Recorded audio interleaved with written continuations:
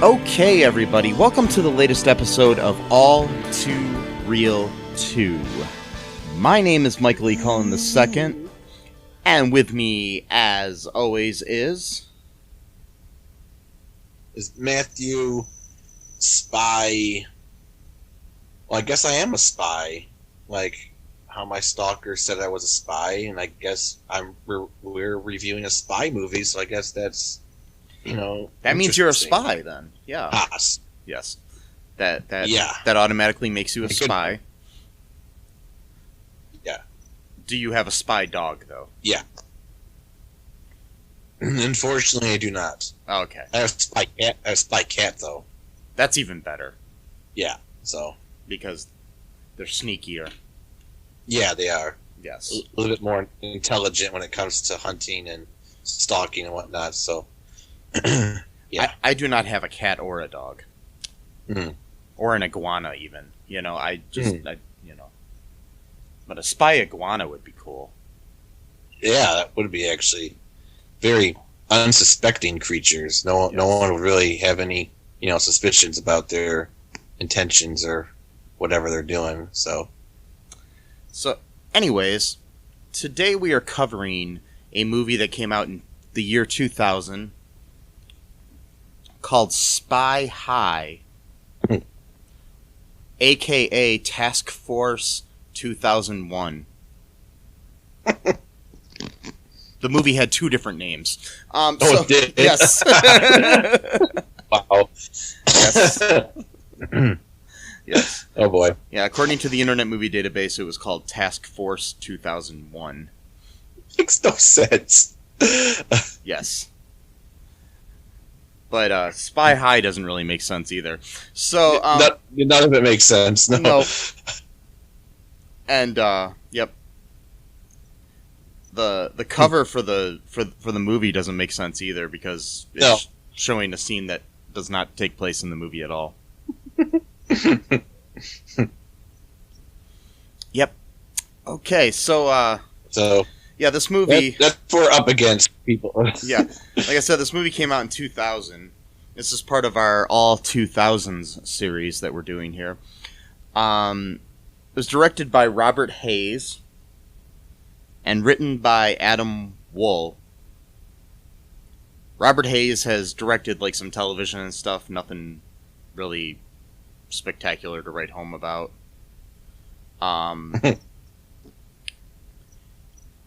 And Adam Wool wrote this and the movie Search for the Jewel of Polaris, Mysterious Museum. It came out in 2019. And that was a TV movie. Yes. Yep. Which looks spectacular as well. Anyways, so what's going on in this movie, Matt? Oh boy, this is actually one of my favorite movies of all time. I think it beats Endgame, Citizen Kane, even all of the greats. E.T., Jaws, Star Wars, what have you. Just the graphics, the CGI, the acting, the dialogue, the plot. All of it is just tremendous. So what we have, starting off in the very beginning, is we have this riveting scene where this scientist is frantically typing on his computer trying to, take some data away or whatever, and a bunch of soldiers are running, trying to catch him, and then they break into his office, and the soldier just looks at him for like 5-10 seconds without shooting him or anything, and then the scientist just looks like he's going to take a sip of his coffee, which the soldier apparently allows him to do because I guess he's a nice guy or whatever. And I guess last sips are a thing. Like, I know there's last meals, but I guess there's also last sips. So he pretends to take a sip of coffee, but then he throws it in the soldier's face, and the soldier just kind of like pretends that he's in pain even though he's not. And then that gives the scientist enough time to kind of just push him up against the wall, I guess. So then he runs away, but the bad guy, he gets tackled by another soldier or whatever, security guy or whatever. And the bad guy, who's of course like a British, like sophisticated dude or whatever, like, I don't know what he's saying, by the way, because the music is so loud that it actually drowns out the dialogue. So I actually have no idea. I think he said like "what a joy" or something because the music, orchestral music blaring, almost destroyed my speakers actually because I had to turn it up just to try to hear the dialogue. Yeah, and, I had my TV up right there. I had my TV up all the way just to hear anything. And then I turned on the closed caption. I had to turn the closed caption on just so I could find out what the hell everybody was saying. So yeah. So did I. I had to basically do that, but it's which I do that anyway. Normally, I like to have the closed captions on. I like to read what I'm hearing. It's just whatever. Actually, you're the one that got me into doing that. Yeah, actually. I do it all the time. I do it all the time. For some odd reason, it was off on my videos, and then I turned it on, and I'm like, oh, okay, this is better. At first, I was worried that I didn't have the option. So yeah, sometimes YouTube will just randomly change it on you. I've had that happen to me before a few times. They'll just randomly just decide for you that they're going to have a different setting. So anyway, he apparently has some evil plot that you can't really hear because there's like orchestral music. Apparently, like whoever worked on this set, there must have been like, my theory is that there was some feud between the musicians or the person who did like the music and like the person who did the dialogue. My personal theory, I have no proof for this, but my personal theory is that maybe they both liked the same person and had a crush on the same person, or maybe one of them was dating someone else, but then the other person was like also dating them or flirting with them or whatever. So then they were basically having like a mixing war going on where like one person would like make the dialogue like a lot louder than the music, and then the music person would like sneak in at night and change it. And basically they would keep doing this until finally the music person won because they were like the last one to do it before it like got released or whatever. What's that? This made up story you have here is more entertaining than the movie. Thank you. I agree. So after that happens, then we get this goofy teenager dude named Andrew who's on like his 2000 computer, and of course, I mean, it's so 2000. Like it's got like the whatever like person who came up with this idea, like what they imagined like computers would be or like the internet would be, and like people who are like into computers, like this is what it was. So like essentially, he's having like a Zoom call with like his online girlfriend, who probably is in her 20s. He's 16 years old, by the way. So child with an adult female online girlfriend. Anyway, and he's like trying to flirt with her, but he's not doing a good job because again, he's 16 and he's kind of a goofball. And he's like, "Oh, your office looks like a little bit different, whatever." And she's like, "Oh yeah, it's a new job and everything. You're gonna like it." And he's like, "Why would I like it?" It's like, "Oh, because I'm the head of the game department or whatever, something." And he likes, computer games or whatever. And then she wants to send him the game again. Send him a video game in 2000 with dial-up modems, probably. Not to mention not sending someone. To mention the fact that they're doing a video call with quality of like now, like with better quality than probably the Zoom call that we're recording this podcast on right now. Yeah, it was just perfect. 21 years ago. Yep. Yeah. Makes sense. Yeah. I mean, nothing in this movie makes any sense at all. Mm-hmm. So they end a really awkward conversation, where she kind of flirts with them again, which is really weird because it's like, why isn't an adult who's probably, I doubt she's even in college because she's already got a job at some, place or whatever, so she's probably out of college if she even went. And so how do they even start talking to it? Whatever, they never explain any of this. No, they don't. And by the way, she turns out to be really important to the movie, and it makes even less sense once that part is revealed about her character of how this relationship even started. So yeah, it's really really interesting. And back to the audio of this movie. Yeah, really quick. So one of the most recent movies that we covered was Sleepover, where it sounded like they redubbed the whole movie. So you could clearly hear the dialogue to the point where it sounded fake. This is like the exact opposite. Like they didn't even bother. Like they could have redubbed this audio in the scenes that had bad audio. But yeah, but then there was that whole love triangle going on that you talked about. Well, yeah, exactly. Which I have no evidence for whatsoever, but that's my theory of what happened. Not to mention the fact that the person that mixes the audio is all the audio is probably just one person, and there probably isn't a music person and a dialogue person that mixes the final audio. He had a love triangle with himself and someone else. So he kept going back and forth, like, screw you, I'm gonna turn it off the music up. Fuck you, no, I'm turning up the dialogue, man. At some parts, I'd rather have the music up because the dialogue was so bad, but then the music wasn't that great either, so then it's like... No, it was like generic Mission Impossible sounding music. It was just so bad, but it was very repetitive. Yeah. The guitar solos were pretty shitty. I mean, it was, not that good. So she says goodnight, and then he says, see you later, alligator, after she already hung up on him or whatever. Yeah. And she sends him the video game on a dial-up modem. Again, a fully functioning video game, and then it downloads while he's sleeping, which again, dial-up modem, a video game. Uh-huh.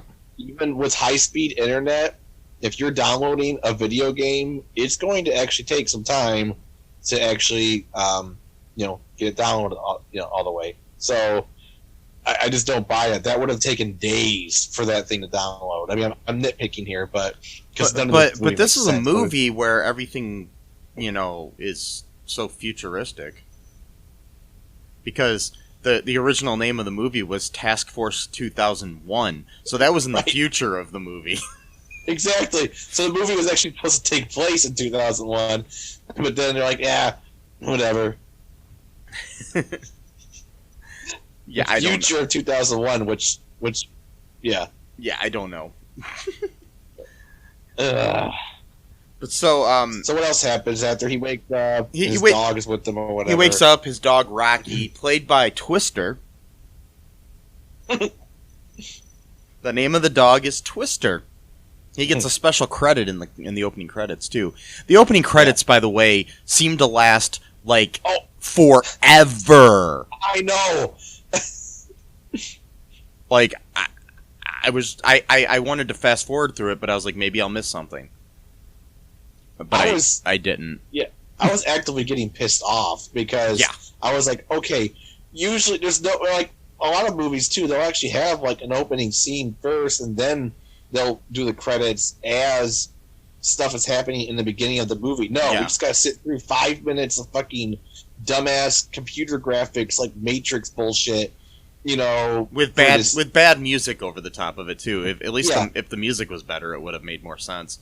And it's like, how many people worked on this movie that it warranted 5 minutes of credits? By the way, the movie's only 80 minutes long. Yeah. So there's 5 minutes of intro credits, and then probably a few minutes of outro credits. So the movie itself is probably only 70 minutes long. I mean, which is good. because if it was any longer, I would have killed myself. And it felt like it was like about 5 hours long though. Yeah.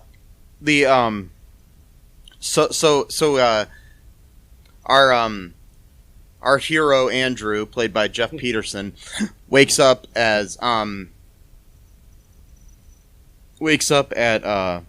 in the morning, and he's gotta get to school to turn in his term paper or some bullshit. There's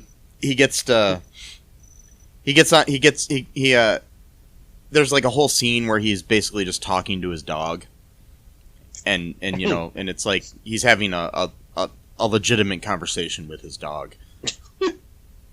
Yep. Like, the dog seems to understand too everything he's saying. Of course. I mean, this is Twister playing Rocky. I mean, you know, so of course. The dog's name is Twister. Okay, anyways, so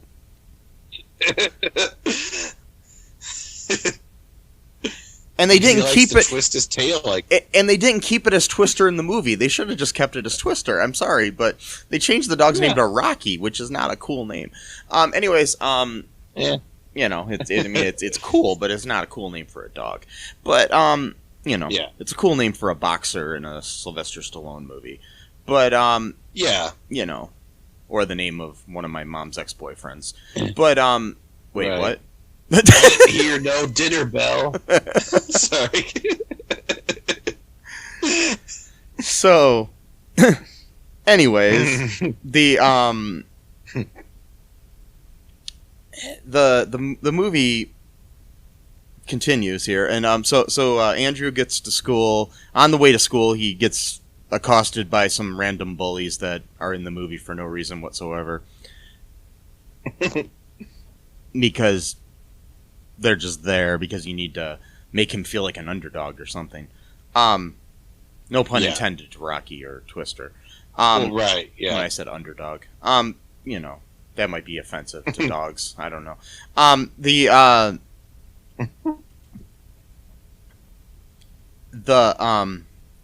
He gets to school late because these guys postpone him getting there.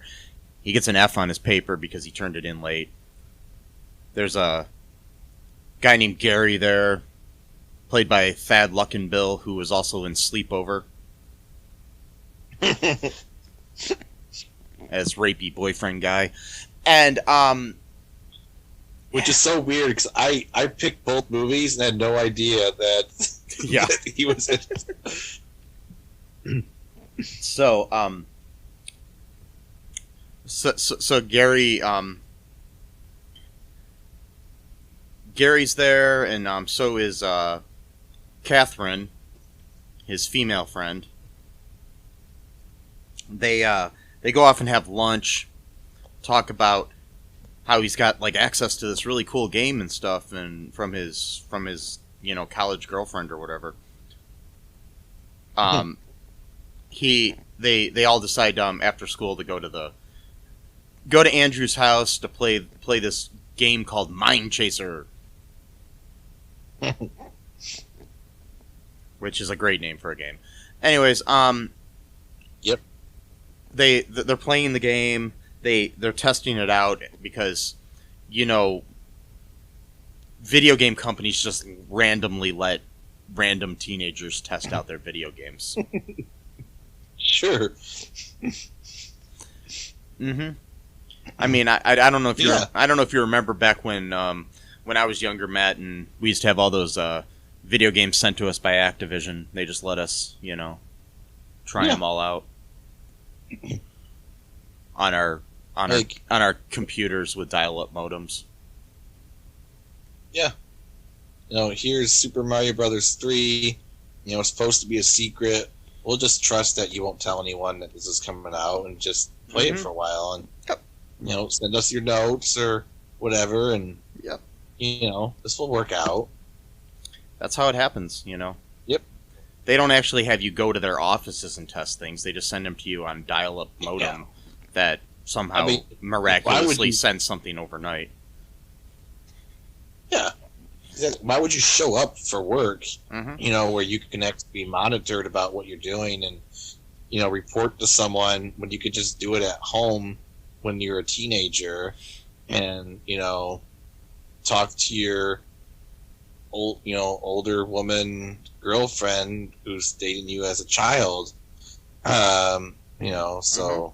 But Makes sense. you know what? It's okay because it's a woman dating a younger man. Well, of course. Not a younger man, but a younger boy. Right. So that's perfectly fine. We know that. It's not pedophilia at all. No, Anyways, no. Yeah. no, not at all. Or concerning, So I don't think they thought it through. They with Uncle Buck. I don't think they thought any of this stuff through. like anything of this era. So yeah, we've got so Gary and Catherine and Andrew are playing the video game and they have issues with it. So he sends a video call to his college girlfriend, and she gets it later and then sends him some really cool hot mainframe access. Just some government mainframe. Yeah. Because all of this makes sense. Right. Mainframe. What is with the so many movies during that era had it was all about the mainframe. So many of them. Like what the fuck is a mainframe? Even someone made I don't know. I have no idea what a mainframe is. What is it? Is it just some big server? That's what I'm thinking. Everyone. I mean, I don't know what that. That's what I'm pretty sure it is. That's gotta be. So it's basically he wanted to. Yeah. Go ahead. What happens here? I'm just wondering if that's what it is. A big server. Yeah. A mainframe is a large, high-speed computer, especially one supporting numerous workstations or peripherals. Okay. So he needs that to play a computer game. I guess. Yeah. Okay. Yeah. There's also another definition here is it's the central processing unit and primary memory of a computer.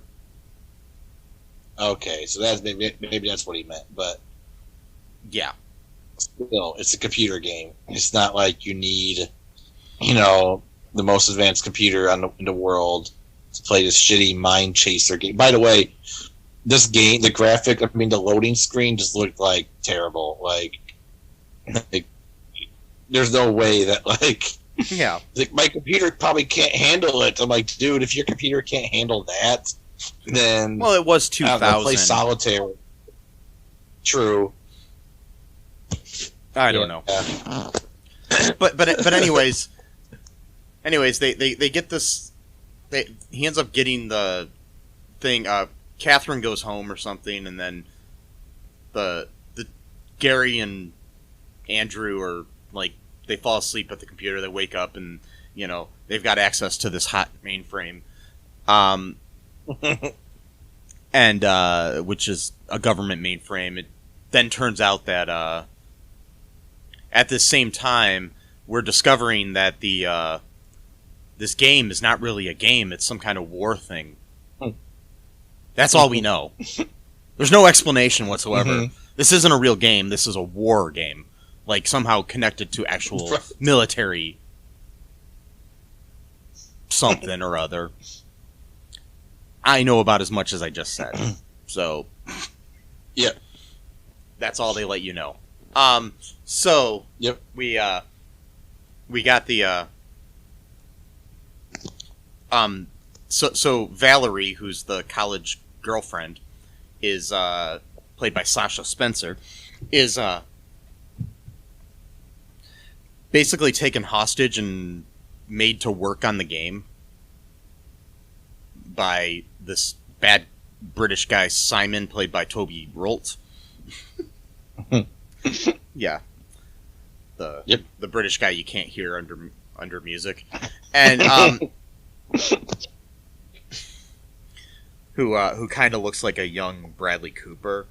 Um, I don't know. I just wanted to point that out. So, Oh, yeah, he looked familiar though. I think I've seen him in other stuff. yeah, he's been in a lot of things playing like bad British guys. Yeah. So what's going on next here, Matt? What's going on next? Well, I want to also go back a little bit here, just for a minute. So, like, Andrew's dad is like obsessed with mailboxes for some reason. Like, he's like working on like this really special mailbox that he thinks is cool for whatever reason. And then like, so there's a lot of like cool bike tricks in this movie. So like right after he says bye to his dad to go to school, he pops like this wheelie. He's like, yeah. But then like later on, there's like this whole scene where like all three of them are just like doing nonstop bike tricks, like for no reason whatsoever. Like they're not trying to like impress anyone or whatever. Maybe just impress themselves. I don't know. But and it just goes on for like 2 straight minutes. Like, oh yeah, by the way, so too, backtracking just a little bit. So yeah, they get the hot mainframe. You know, they get the government mainframe again to play a computer game. For some reason, Valerie decides to hack them in to a government computer. Again, a government computer, not a government that she has server. She has access to somehow. Yeah. And she decides to hook him up with a government. So she must like this guy a lot to be able just to give him this much, privilege. It's in a government computer. And somehow by doing this, by the way, Catherine, like, they were trying to do this running bit where they would call her Kat and she would correct everyone. It's like, I want to be called Catherine. Like, she told it to Andrew, and then she told it to Andrew's mom. When Andrew's mom called her Kat, it's like, I prefer to be called Catherine. So, like, I guess that was, like, their attempt to, like, try to do some, like, quirky humor. But again, this movie, they try to, like, it's one of those things where they just like, throw a bunch of, like, shit at a wall just to see what sticks, I guess. And, sorry, that was kind of a crude analogy, but that's kind of how I feel. And so they were trying to do the whole quirky thing. Like, I prefer to be called Catherine. Like, oh, okay. And then, so they, by the way, the parents leave to go, like, to, like, his aunt's house or some shit. I don't know. So he has the house to himself conveniently during this weekend. And Catherine does something, and she's, like, does, like, the whole, like, feminist thing, like, let's see what a woman could do or whatever. Like, a woman could type a button on the computer. Like, okay, like, I mean, how is that any different? Whatever. Not going to get into the mechanics of it. But, and then somehow she started a laser show from satellites, and, like, these lasers look violent. I mean, they're not, like, there's no violence, but it's like, I mean, like, it looked kind of scary and jarring, like, how these lasers were, like, shooting down. Like, and no one else in the town apparently noticed this, or in the neighborhood. Like, but it does trigger the government. The government finds out, about the laser show. Well, I think they found out even before. Yeah, she did that. But they did explain. I did read the subtitles, okay, and they did explain where the lasers were actually coming from, and it was something to do with satellites being diffracted or I don't know, I forgot the word that they used, but so somehow the satellites were able to create laser effects somehow, and then whatever, and she's like, crank up the music, so they start playing like this generic rock music, and then which was better than like the orchestral theme music of the movie, but so kudos to whoever wrote that music, but so, and Catherine's like always like dropping like these really, really like heavy hits that she likes Andrew, and Andrew is just like a complete fucking idiot. Like, he never know. Like, I don't think he's like even intentionally like ignoring what she's saying. I think he's just that stupid that he doesn't know that she likes him. Like, she called him a hunk. Gary, he called her girlfriend. Like, hey, you're up, girlfriend. Like, she's like, I'm not your girlfriend. But then but then she said something like, "Oh, I'm available if Andrew wants one," or something like that. And Andrew's like, "I'm gonna talk to my college girlfriend," like a complete moron. And then, by the way, Andrew, or the actor who plays Andrew, is like seems like he's really trying to channel Ryan Reynolds in this movie, but Ryan Reynolds as in like the pizza shop show he was in back in the 90s. So like Two Guys, a Girl in a Pizza Shop. Sorry, that kind of era of Ryan Reynolds, not Deadpool, not Just Friends, not all the other cool shit that he's been in, like Green Lantern. No, I'm just kidding. But I love Ryan Reynolds. If you would like to be interviewed by us, I would really appreciate, because I actually really love Ryan Reynolds a lot. Like he's like my same-sex crush, dude. Actor crush. Anyway, sorry. Go ahead. I'm kind of rambling here. Do you want to take a break? Be able to take me off the. Do you want to take a break here? The track here so. Yeah. We'll take a break. We'll come back and we'll finish the plot of this glorious film here that we're covering, called Task Force 2001, aka Spy High. We'll be right back.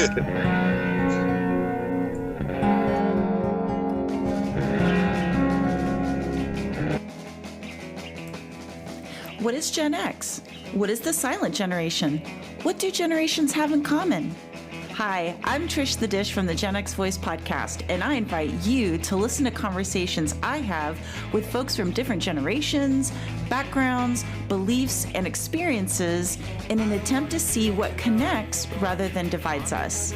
Even though Gen X has been called slackers, Karens, or not mentioned at all in some cases, we are the bridge generation, so I feel compelled to do my part to destroy ageism by bringing all these voices together. And, as a bonus, each guest gets to answer some 80s questions at the end of each show. So download and listen to Gen X Voice today on Apple, Spotify, Amazon, or wherever you listen to podcasts. And let's see how much we have in common after all. Hi, this is Catherine, host of a new fashion podcast, The Real Fashion School Dropout. Join me as I interview guests every week in the fashion and beauty space, and we gossip on all things fashion and beauty, and even get into some personal stories of their journey in the industry. You can find us on Apple, Spotify, pretty much wherever you get your podcast. Hope to see you there.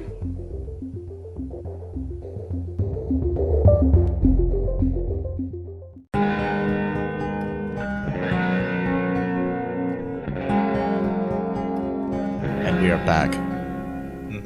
Matt, your mission, if you choose to accept it, is to continue talking about this film. Do you choose to accept this? I do choose to accept this. All right, this message will self-destruct in 5. Oh, 4, no. 3. No. 2. Okay. All right, I'll stop it. Okay, anyway, so,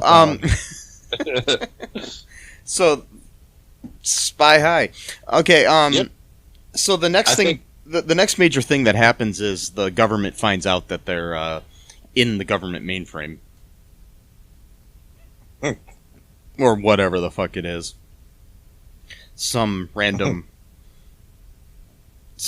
dude that works for the government, for the CIA or something, finds out about this, and then he informs the kids that, they run into him, and he informs them that they need to work for him because there is such a high security at this place that he can't get any of his spies in anymore. And they won't suspect some random teenagers and a dog. It's a service dog. Like emotional. Oh, by the way, it's because it turns out Valerie is one of his agents. Yeah, that's why. Yep. Valerie. Yep. That makes sense. Is a CIA agent who's been flirting with a high schooler. Anyways, for no reason, and it has nothing to do with the movie. It wasn't because she was like working him as like an asset. Nothing. No. I just have a question for you, Matt. When you were in high school, did you or any of your friends have a hot CIA agent girlfriend? Unfortunately, no. I mean, I did have an older woman that was trying when I was a freshman. It's kind of creepy. Was trying to basically quasi groom me. I mean, we only had a few conversations, luckily, but no, I don't think she was CIA. So Oh, that's good. There was.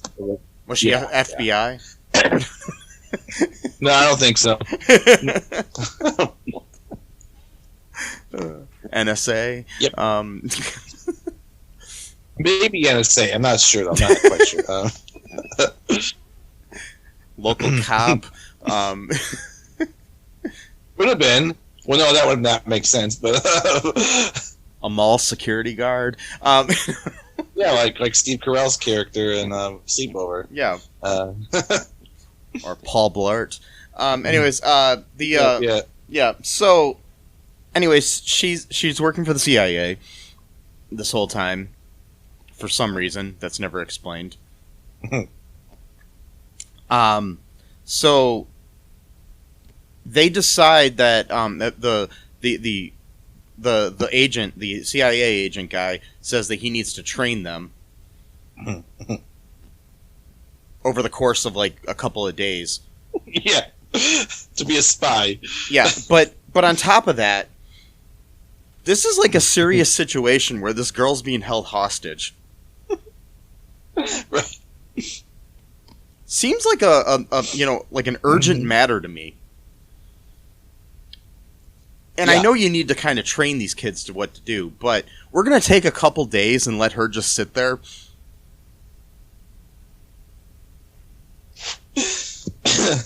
Yeah, of course. Well, what else did you get? I mean, there's nothing you could do.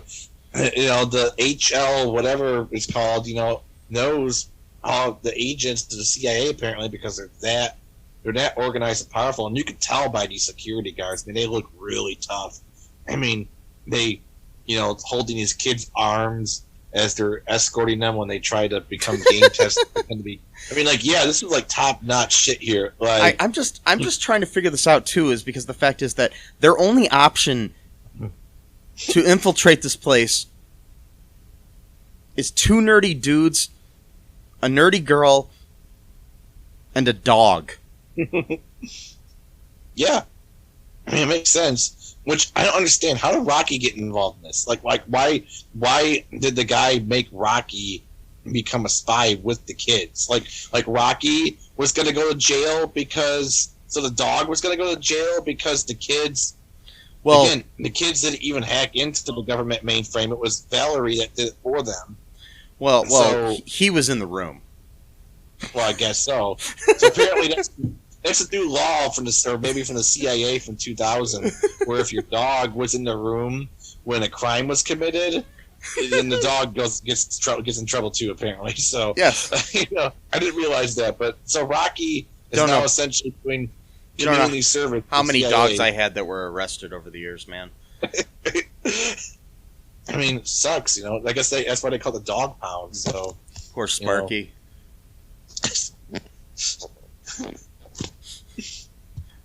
I miss him. Wow. Oh, by the way, what's that? Yeah, I said I miss him. I'm joking. Yeah.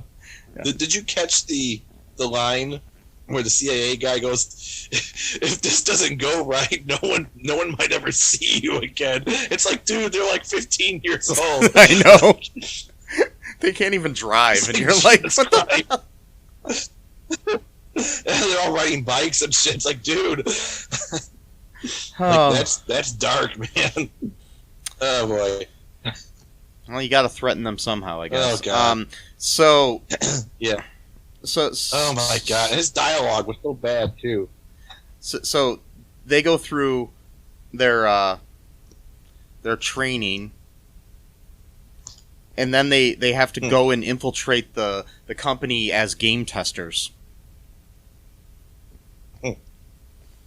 So they get into the building as game testers to try to break in and figure things out or something. I don't even know why they were there the first time. Do you? Oh, he went there. Yeah, they had to get there was a disc. Oh yeah, That's right. in Valerie's office that Andrew had to try to get. Oh yeah, she hid it. That's right. Before she got captured, She hid it, and the way she hid it, it was sitting behind a picture frame on this thing behind her desk in the wide open. So it was really easy to find. Evil British guy who's got a master plan, who knows all the agents in the CIA, didn't think to look behind a picture frame to. Mm-hmm. And it wasn't even hidden really well behind the picture frame. It was completely like next to the picture frame. It wasn't even really behind it. Right. Oh God. So. Yeah. I don't know. Anyways, so Andrew gets this stupid thing. They, with the help of Rocky.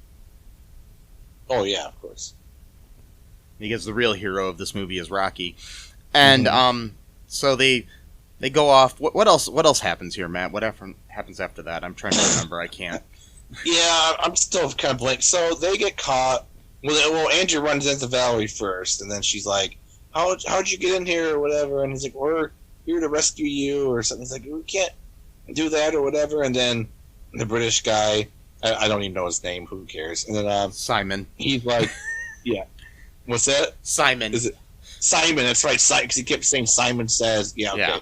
Yeah. And trying to be clever and all this kind of bullshit. So like, by the way, just for like a really random tangent here, this one will not take long. But so like the dialogue in this movie is so terrible.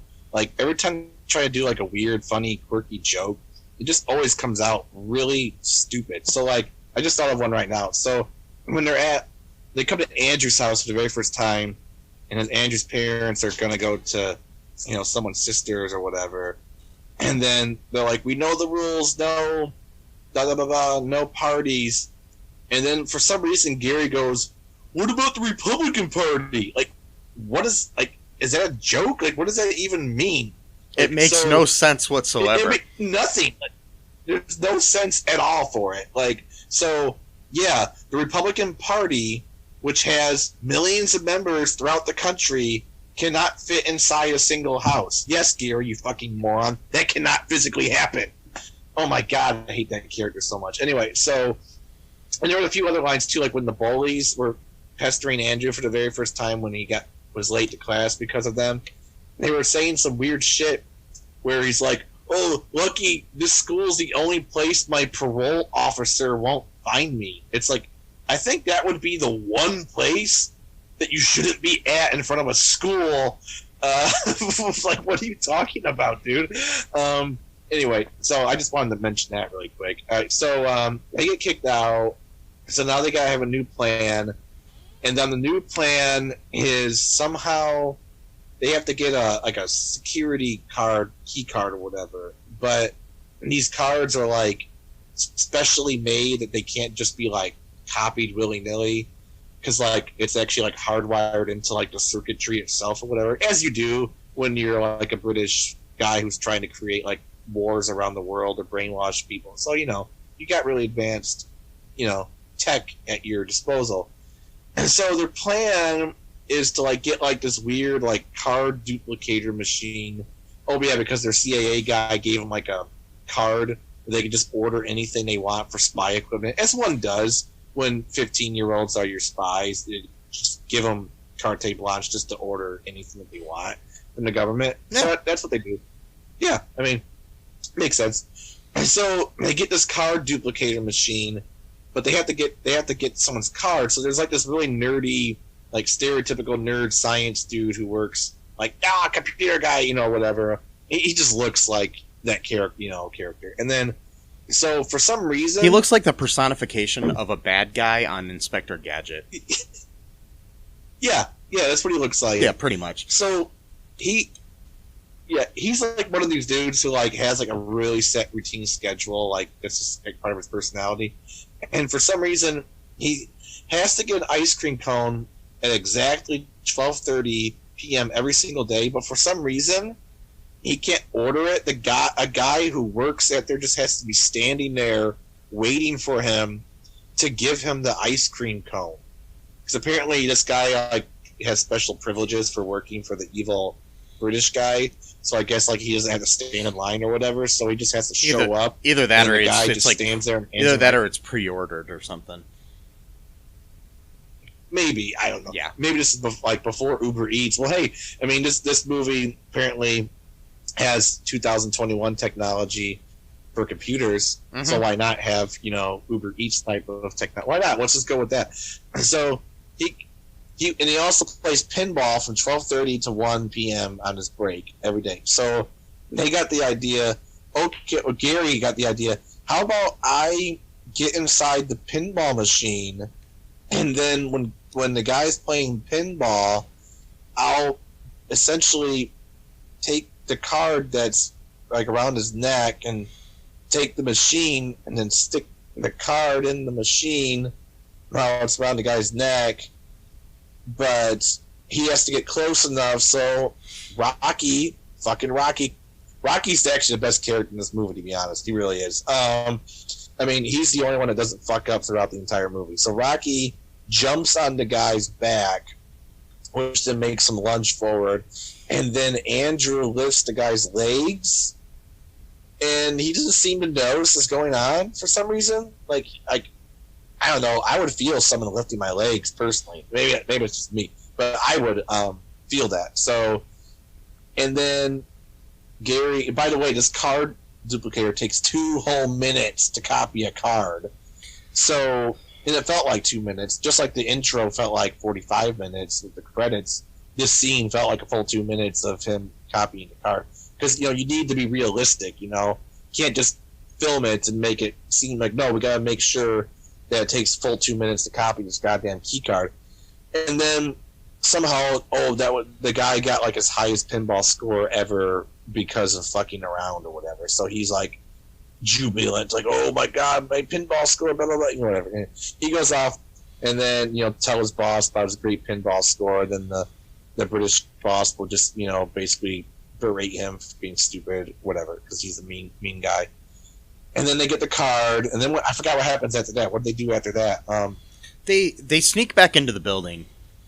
The way that they do it. Oh, there was like a scene first where they were figuring out how they're going to get through into the mainframe to do something or other. And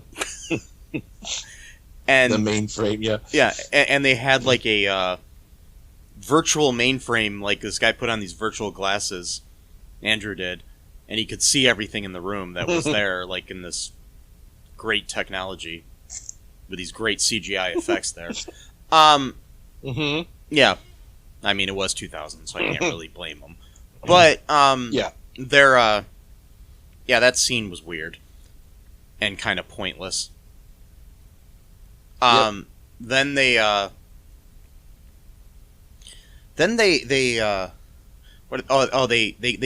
break back into the place. They have this technology now that Gary can wear this thing on his face. These little doodads that he sticks to his face that can change the way he looks. So he makes himself look like that nerdy scientist guy. And they've got his key, and he's sneaking around the building, runs into Simon a couple times, eventually gets caught. I'm speeding through this a little bit because a lot of the shit that happened there was just pointless. Yeah. While this is going on, Rocky and Andrew are Bruce Willising it into the into the air ducts of the building, and they break into the room, sort of Ethan Hunt style from Mission Impossible 1, yeah, for some odd reason he needed to have the dog with him when he did this. I don't even understand that. Oh yeah, and by the way, the dog has his own equipment now too. Rocky has like a super spy vest of some sort that they ordered for him. he goes in there and he gets something out of the machine of the mainframe. I don't even know what the fuck he was doing because they didn't even really explain it. He or if they did, I zoned out. Because this movie was so riveting, I couldn't not pay attention. Anyways, It was too much going on. I mean, it was... Yeah, so complicated. They escape through that. I mean, Simon almost stops them, but then Rocky licks his face, and they get out of there. Mm-hmm. And then, and then he goes down the on a skateboard. He's getting pulled by Rocky through the air ducts for no reason whatsoever. Yeah. This movie hurt my head, Matt. All the great ones do, so, you know. Mm-hmm. It made me want to watch Tooth Fairy 2 again. Yeah, we could do that. No. We should start... No.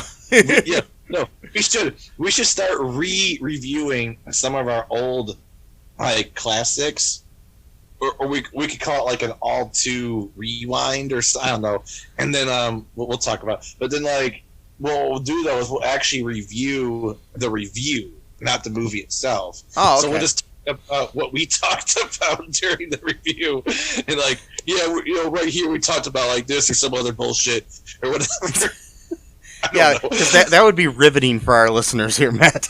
Well, it's better than Spy High, which again, this is my pick. So I picked Sleepover and Spy. So the best two out of the 4 podcasts we've done this week are mine, and they're complete bullshit movies. It's okay. So we've got so basically they escape from this place, get all the shit they need out of there or whatever, and then somehow Simon got a hold of Catherine as well. I don't even remember how that happened. How did he get Catherine? Yeah, I don't remember. She was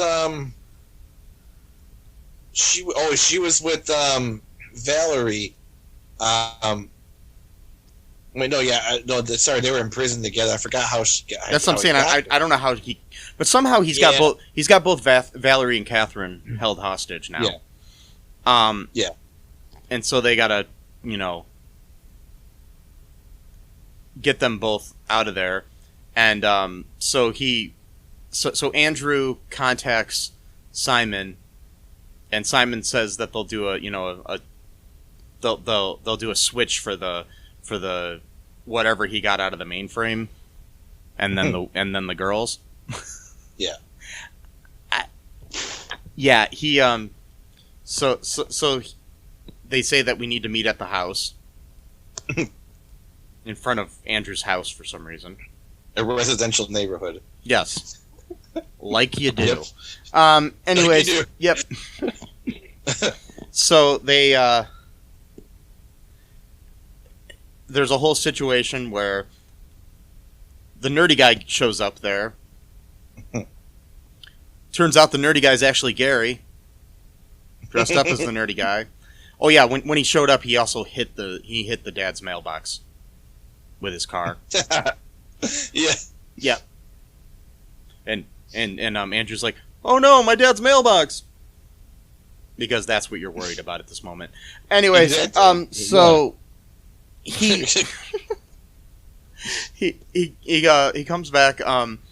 Basically, Gary gets into the system, and then Andrew's got all the information on some kind of thing around his wrist, and he's able to basically bankrupt Simon, so he doesn't have any money anymore. They let the girls go or whatever, but at one point he's trying to stop. He says, "But you didn't account for this or something," and he pulls out a gun. And he goes to shoot this teenager. My head hurts, Matt. And then he goes to shoot him, and the dog saves his life. Rocky to the rescue, and so they shoot the doggy. I know, they shot Rocky, and then everything is an emotional scene too. It was so emotional, and then Catherine's crying, and Andrew's crying, and everybody's crying. And it was so sad. And the doggy wasn't moving. Right. And then the dog moved, and everything was fine. He barked, yeah. Yep. Rocky, this bulletproof. And you could sort of hear it because, over the music again, which is blaring, it was like Catherine's like, the thing was bulletproof, because, it's like... That's the other thing the thing that annoys me... Okay, there's a couple things about Catherine that annoy me. Okay, first off, she's really cute, but that's beside the point. Anyways, and she may be a better actress now that she's, older. But... Right, she's got that quirky, type of, whatever. She yells every single one of her lines. I know. And... Yeah. And delivery was weird. The delivery was weird. Plus, she gives, exposition with, almost all of her lines. Explaining what happened. Totally. Right. Yeah. Oh, Rocky was saved because because that vest he's got on is bulletproof. It's thanks for explaining that to us, because we never would have guessed that. Yeah. Right, exactly.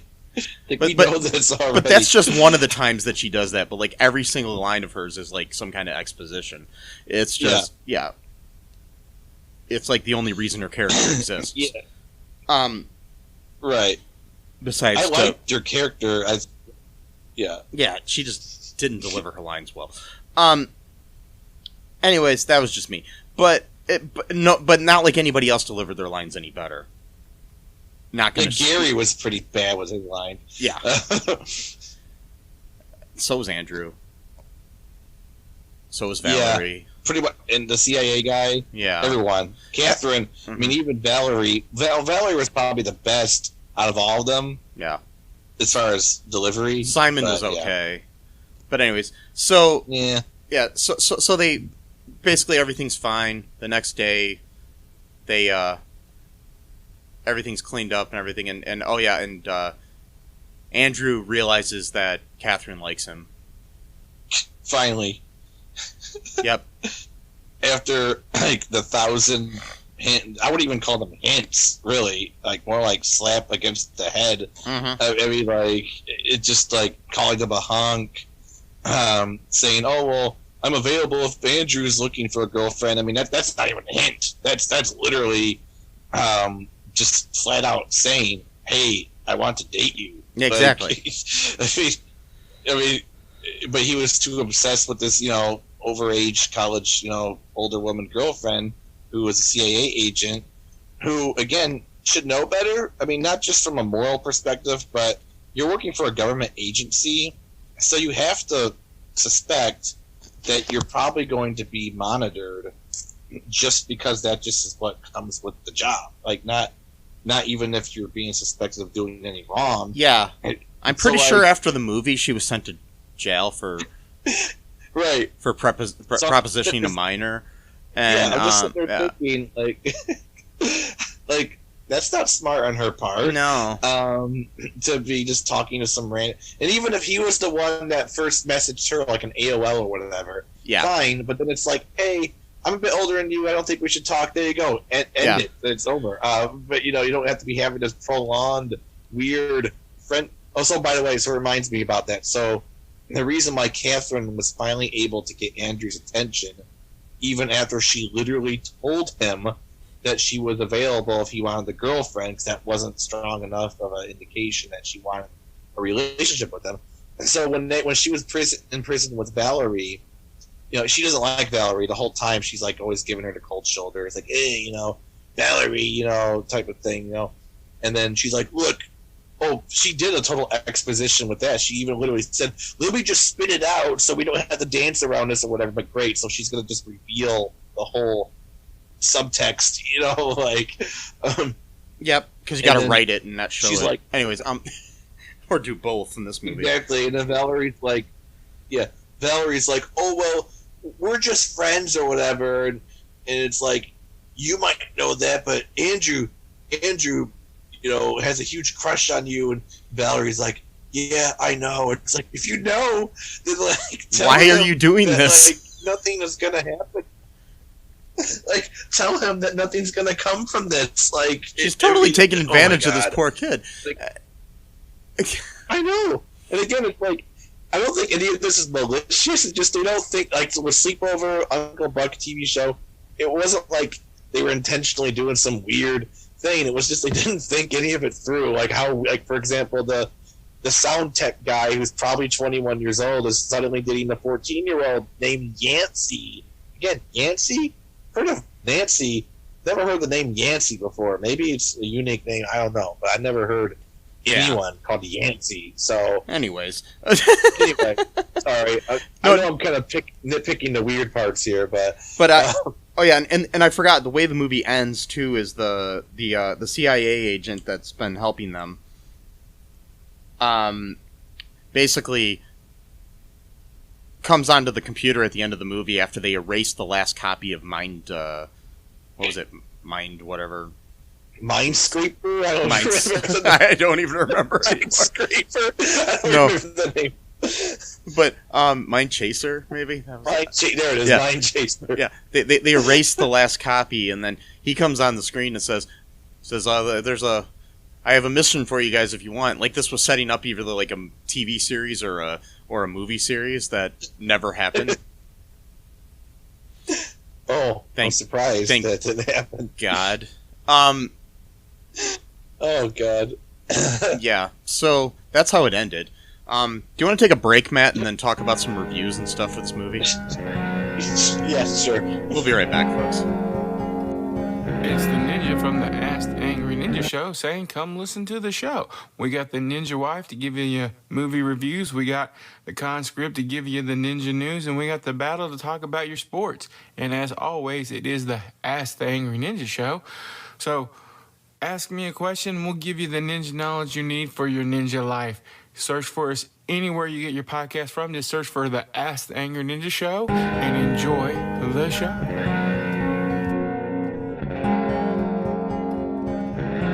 And we are back. So, we forgot to mention one thing here, Matt. What was that we forgot to mention about the plot? Well, it was like, actually, you know, we got hung up on Catherine's delivery in the mailbox. Oh, delivery in the mailbox, that's funny. And, you know, forgot to mention the main part of the movie is that the video game itself was the weapon that the evil British guy was trying to create war for.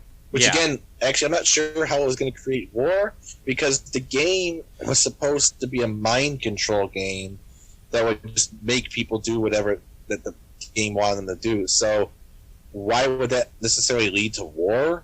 Unless he just wanted people to go to war with each other by mind control. I don't know, he had this whole idea that he was going to be able to say, Simon says this, and people just do it. I don't know. Simon says, get it? And, so we forgot to mention that pivotal part of the whole movie by focusing on the mailbox and the computer games and the exposition and the music being too loud for the dialogue. Anyway, so that was Minescraper or Mind Chaser or whatever bullshit name it was, and so here are some reviews from the Internet Movie Database about this movie. Guess how many reviews of this movie there are on IMDb, Matt? I don't know, 450, maybe 50. 2. There's 2. Wow. So the first one is a 4 out of 10. One step up from a home movie is the headline from Captain Nemo. This was posted on August 10th of 2005. Very amateurish, slightly dull spy comedy. Tries hard, but the casting is strictly off the street. Whatever that means. Oh, I mean, like, probably just random people off the street. Yeah. The writing is schizo, which is kind of I don't like that word. But anyways, Yeah. I'm just reading what they said. So, just letting you know. One character goes from being a straight D student to a computer nerd in a blink. The scene when they are using Intellivision controllers to play a Macintosh game is a strain on the Give Me a Break monitor, whatever that meant. Not awful, but not painless either. Even the British villain is from the John Travolta School of Acting. Every line is delivered as if he had gas. The lady in distress is very pretty until we see her in the flesh. Whatever the fuck that means. What? I still thought I don't know. Okay. She then gets less and less attractive as the movie wears you down. What? What are you even talking about? Yeah. Okay. Yeah. Catherine, on the other hand, gets prettier as the seconds trip on by. Okay, she's 15. Well, the actress playing her probably was like 20-something when, I don't know when. Oh, yeah, exactly. So, 35. Yeah. She was 53. Anyways, no, I'm joking.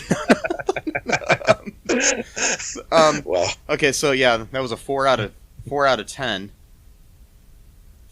Then we have another one, a 1 out of 10 from California Boy 45693, written on December 1st of 2018. It's a 1 out of 10. He says, "This movie is god-awful. A storyline a 6th grader could come up with. Trash visuals. Acting was worse than home movies. And the lines were so bad. I would rather bash my head into a wall than watch this sad excuse of a movie again." Okay. Yeah. Yeah, okay. Mm-hmm. So those are the 2 reviews we have. That's it. 2. Do we have any reviews from, like, other websites, or just, like, like... I do have... I found some more reviews here. It was on Amazon. Okay. Okay, so we have a 4 out of 5 review here. Oh, wow. Okay. From Ninja Funster. This was written on May 24th of 2019. It's like low budget but hilarious and cute and great fun. Although low budget, this film was carefree in its way that it went ahead to have fun rather than trying too hard to be streamlined and pretentious. It was fun in a way that it was meant to be fun for teens, like a teen reading book. In that sense, it was very carefree and not tied down by pretentious chains that many films are tied down by.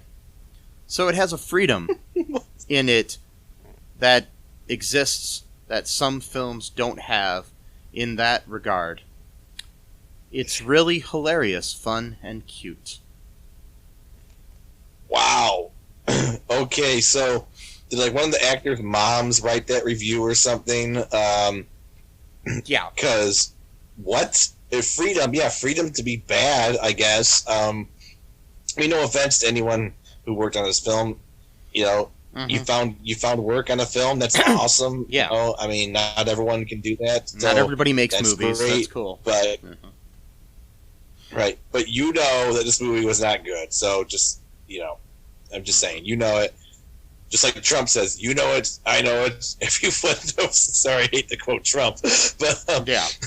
But you know, so here's another 4 one. out of 5. Yeah, here's a 1 out of 5 Okay, good. by Queensboy, written on November 13th, 2017. Watching someone lance a boil would be more entertaining. It's not as easy as you think for a film to be bad in every way. So kudos to the people who made this for doing what I thought was impossible. Here's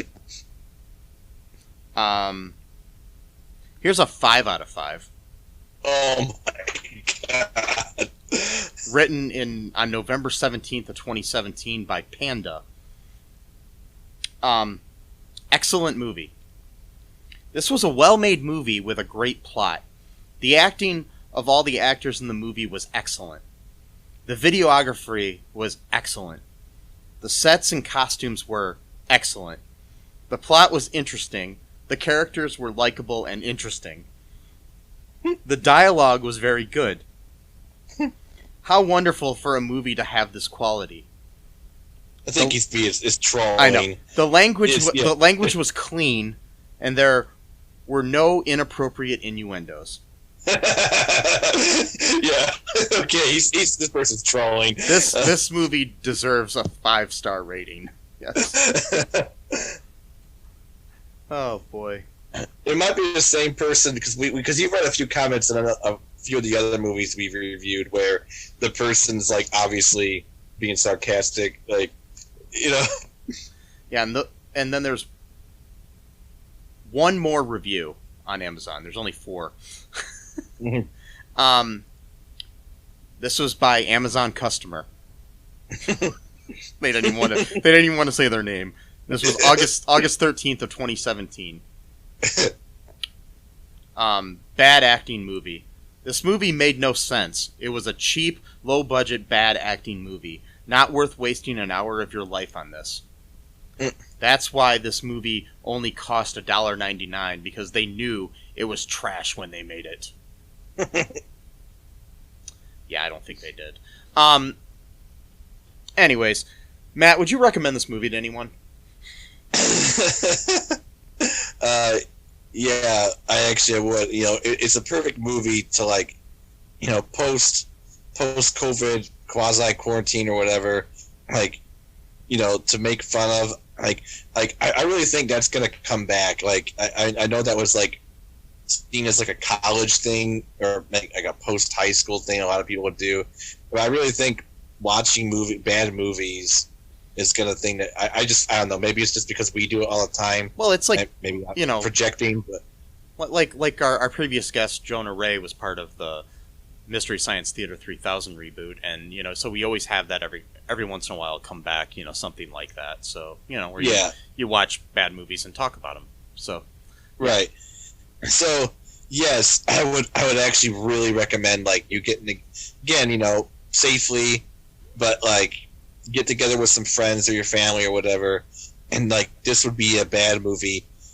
Because like there's a lot of bad movies that like aren't fun to watch, just bad. This movie is just hilariously terrible. I mean, like everything, like that one person said, like literally everything about it is bad. Like the music sucks. The music is too loud, so you can't even hear the bad dialogue and writing, which, you know, might be a plus. Who knows, here and there. Like, like the very first dialogue we even see in the movie. But Panda told us that the movie was excellent, and the videography was excellent, and the sets and costumes were excellent. Excellent. Yeah. Yeah, he said excellent 3 times, so He's obviously being sarcastic, and or needs a thesaurus. Yeah, he needs to you know, increase his vocabulary a little bit. Yeah, not the most loquacious. Ooh, $5 word right there. Person, but I'll pay you. But later. yes, yeah. I'll pay you. Okay, thank you. I could use the money still. Well, we both could. By the way, we both could use the money, so yeah, we really would appreciate it if you want to pay to our Patreon. Yeah, if you want to pay Matt for that word, go to our Patreon. It's going to be in the show notes. Just click that link and donate to help us keep doing this. Loquacious. You know? Yeah, loquacious. Yeah. And you know what? If you if you donate, Matt will give you another $5 word for free. Yes. Every episode, I will learn a new, like, fancy word, and I'll just spread it throughout the episode, or Yeah. So for every $5, I'll add in a second word. So like, yeah, if you pay me like $100, I'll just be saying all kinds of fancy shit throughout the episode. So, Matt will sound pretentious, like this one person thought other films are. So, yes, exactly. Because this movie was not pretentious at all.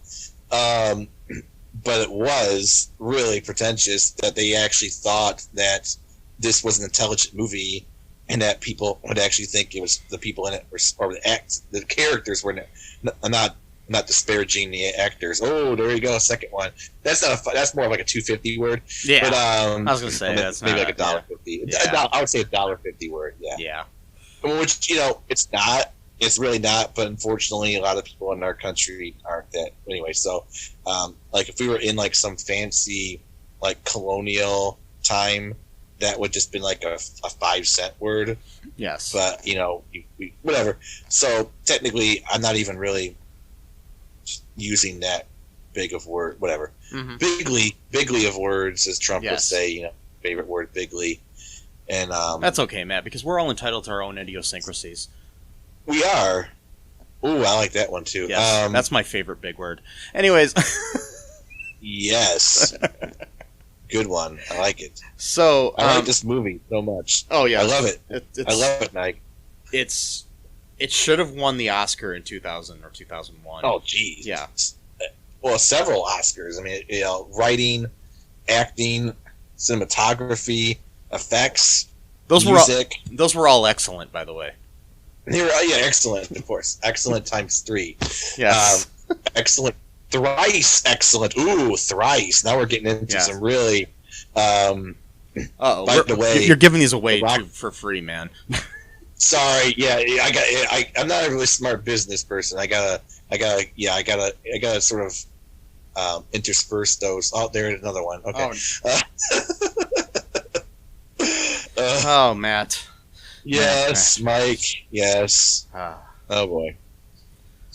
Your determinedness to keep doing this is just. Anyway, so make sure you check out our links that we have in the show notes. Check out our Patreon. Let us know what you thought of this movie. Send me a message at mike@cullenpark.com or go to our Facebook group, the All Too Real 2 podcast group. Check out the Cullen Park Twitter, Instagram. Check out cullenpark.com. And, if this is still during the pandemic, make sure you wear a mask. Mm-hmm. And wear a condom.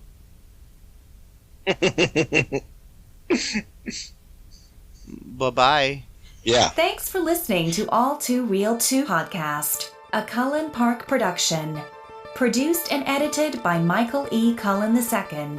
Music by Matthew Hawes. Subscribe and share the show. Visit us at cullenpark.com.